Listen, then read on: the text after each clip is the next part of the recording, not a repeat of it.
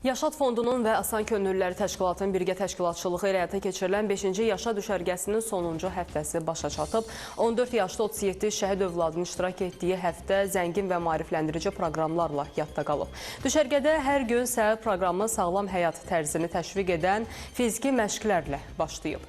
Şəhid övladları psixoloqlarla qrup terapiyalarında iştirak ediblər. Müxtəlif əyləncə proqramları iştirakçıların fiziki fəallığının artırılmasına, komanda ruhunun möhkəmləndirilməsinə və asudə vaxtlarının səmərəli təşkilinə töhfə verib.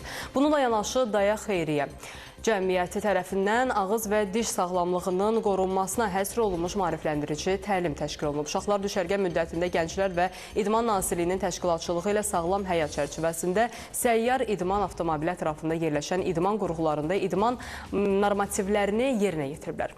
Asudə vaxtın səmərəli təşkili məqsədilə uşaqlar həftə ərzində intellektual yarışlar və otel daxili oyun fəaliyyətlərində iştirak edərək həm istirahət edib, həm də əyləniblər.